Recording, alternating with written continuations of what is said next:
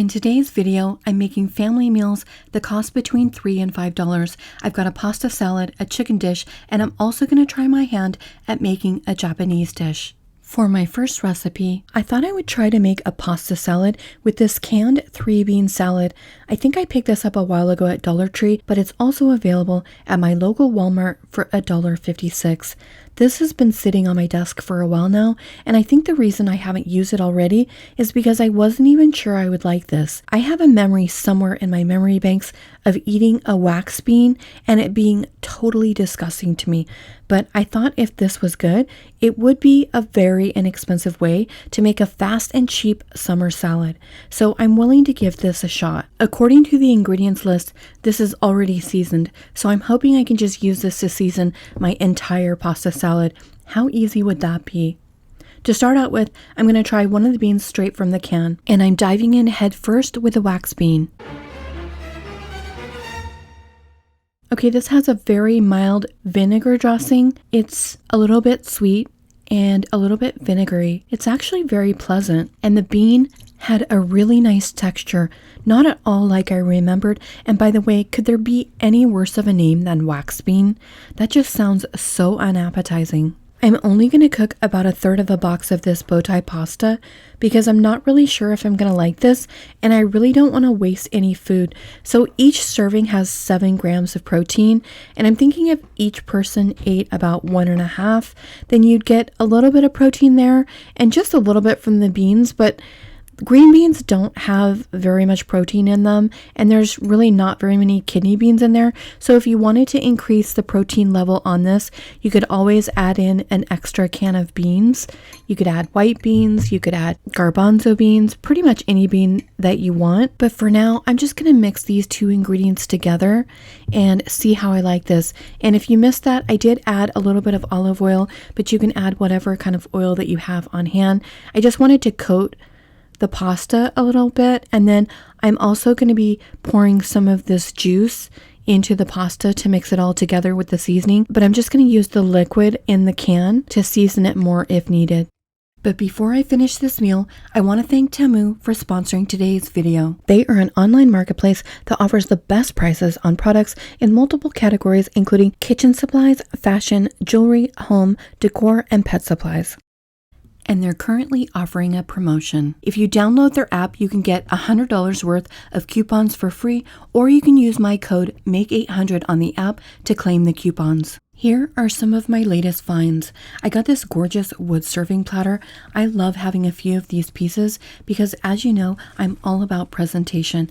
I also picked up this super long spoon because I'm always needing one while cooking, and this right here was my favorite find. This is a mold to make onigiri, which are those Japanese triangle rice balls. I'll show you one of those later on in the video. I got this tool for avocado, but I can also use the end for citrus. I also picked up another one of these sprayers. I thought this would be good to have on hand for some lemon oil for my salads in summer. I got this cute little spoon that I'm going to use as a dipper for my cacao powder. I also got these bowl covers. I have really been needing these for my bowls. It's just going to help me cut down on my plastic use. These are washable and reusable and were so inexpensive. I got this large storage bag that you can fill with things like rice, and then you can pour from the spout as needed. I also picked up a smaller size that I thought might work with herbs or spices, and I got this little sealer that works with bags. I also picked up one of these small spoons for my salt or other herbs, and then I got this pierogi maker, so I'll be excited to see how well this works. I picked up a small strainer because there have been times where I've needed one, and I also picked up these tea bags. For my final item, I got a vacuum sealer, and I'm super excited to try this. I think it will be really helpful for food storage. I'll put a link for the coupon code and the details for the $100 in free coupons in the description area of my video. Now, let's get back to my pasta salad. This certainly isn't the most beautiful looking salad. I feel like it needs some more bright colors.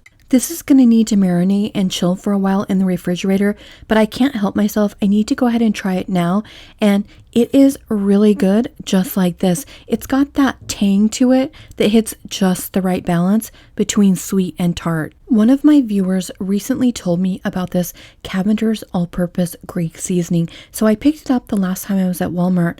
I thought I would try it on this salad.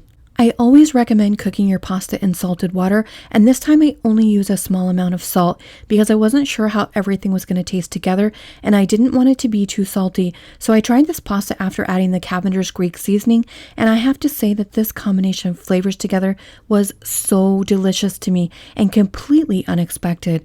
Visually, I would rate this pasta salad like a 2 or a 3, but taste-wise, this is a 10. If you can't afford that seasoning, don't worry about it. This was delicious even by itself, and you can probably look at the ingredients online on that seasoning and pull from the seasonings in your own cabinet. Another thing that surprised me about this pasta salad is my son Justin doesn't like green beans at all, but he loved this salad. We ate some of this together, and then the next day, I noticed that there was just a tiny amount left over. So I was kind of wishing I would have made the whole pasta box because I had plenty of the liquid to cover another large portion of the pasta. I chilled this pasta and it was even better later on, but then I thought to myself, what can I add to this that would give it a little more crunch and maybe make it look a little bit better? I had picked up some beautiful heirloom tomatoes at Trader Joe's earlier, so I thought I would try adding those in, and I still had the reserve liquid from the 3-bean salad earlier, so I added some more of that in. I tried this, but that didn't hit the spot to me, so I don't think I would use the tomatoes again. I also had some green bell peppers in the fridge, so I added some of those in, and that worked really well in the salad. I was thinking that red peppers would look beautiful here, but because this dish is already sweet, I think the green peppers work better. And they just added such a lovely crunch to this dish, and the taste was excellent. I'm thinking that adding a few carrots in here would also be a nice option. Visually, I think I'm just going to have to get used to the idea that this is not going to be a dish that you want to eat with your eyes first.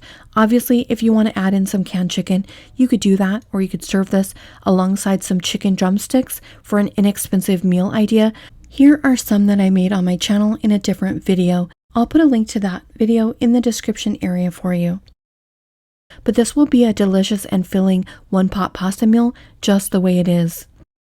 For my next recipe, I'm making a one-pot pasta dish, and this was inspired by these Velveeta cheese sauce packets. I haven't had Velveeta in so many years, but I remember how smooth and delicious it was, and I thought it would be perfect for a one-pot meal. If you can't eat Velveeta, you can always use a little shredded cheddar here or another shredded blend, and it will still turn out great. I was just thinking about that meal I made a while ago with just pasta, spinach, tomatoes, and shredded cheese. It was such a simple meal, but super budget friendly and so delicious. That recipe was so good that I've made it at least 4 times since then. I'll put a link to that video in the description area of this one. I just wanted to mention that because sometimes people see these recipes and they forget how they can swap out ingredients to suit their dietary needs. The caveat with using these cheese sauce packets is you do need to buy 3 at one time. So if you're super broke, keep that in mind. But if you're just counting the cost of the food used, this meal is in the $5 range. I'll also share with you a cheaper version that you can make. I wasn't sure what kind of pasta I wanted to use. I had penne, ziti, garden rotini, but ultimately I decided to go ahead and go with the penne. I'm using this larger can of chicken because it's what I have on hand. I picked that up at Target for $2.79. If you need to make a cheaper version of this, you can always use 2 boxes of the Great Value brand thick and creamy macaroni and cheese, and then this would cost $3.64.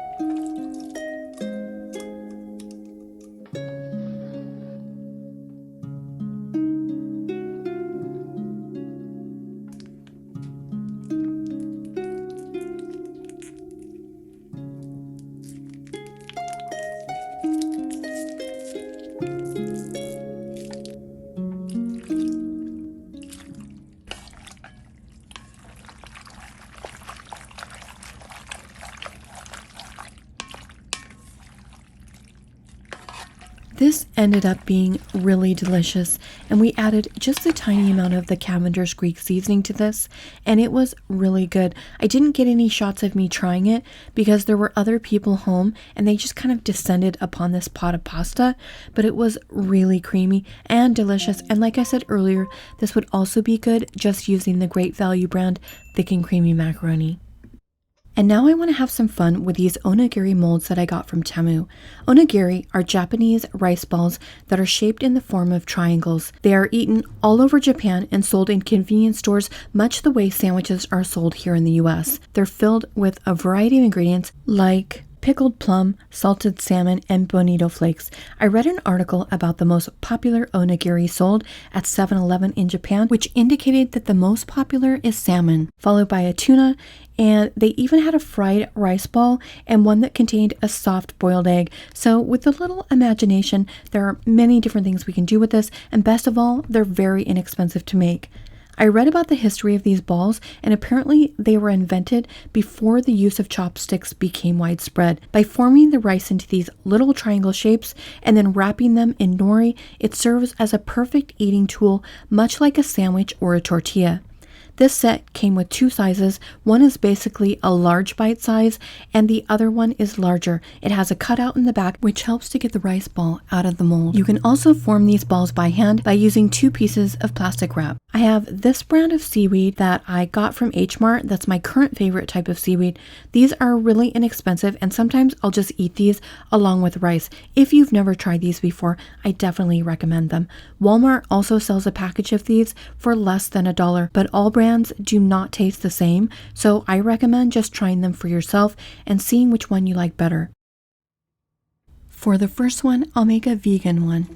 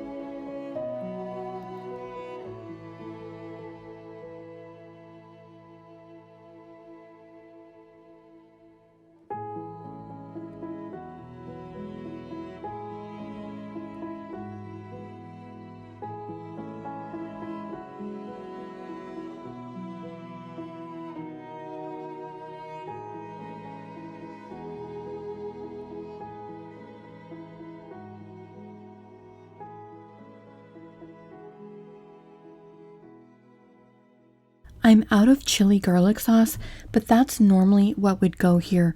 But I'm just realizing as I'm editing this video that soy sauce would have been excellent there as well. I think in the future, I could have a lot of fun making a version of vegetarian sushi with this mold. You could make 3 or 4 of these per person and serve it on a tray like this, and that would look really nice. I love the taste of this along with the kimchi, but I knew that I would because it's something I already enjoy eating, but having it like this in the mold just makes such a prettier presentation. And you could also make these up in advance to take for your lunch. There are so many different things you could do with these molds. You could add Spam, you could add scrambled egg. Walmart carries a wasabi flavored nori. I myself don't really care for wasabi, but if you like it, it might be fun to make a wasabi flavored ball. I'm going to make one of the tuna balls and surprise my son with this later. If you already have soy sauce and mayo in your pantry staples, this meal would only cost you $2.68, and you should be able to make 11 onigiri.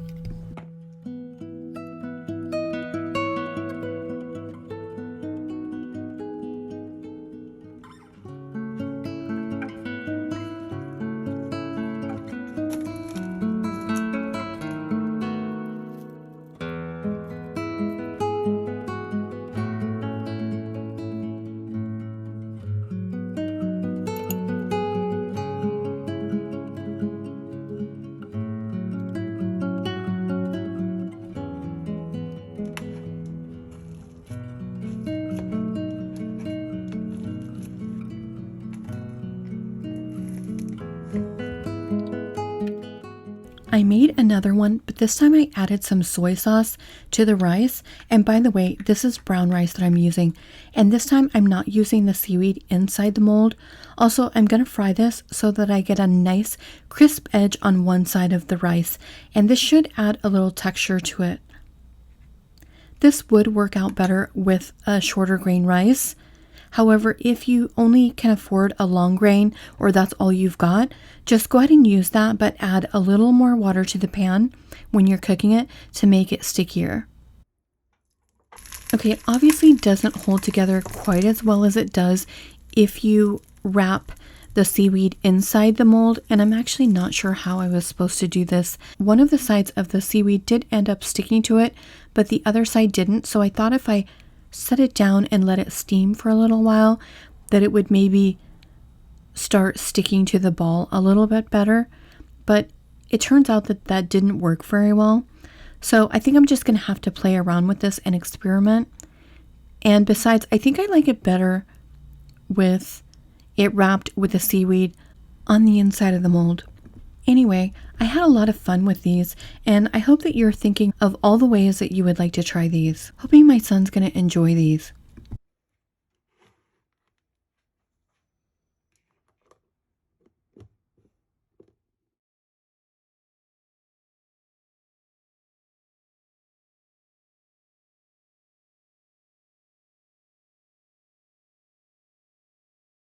Thank you so much for watching. I know your time is valuable, so I appreciate the fact that you chose to spend it with me. Thanks again, and I'll see you next week.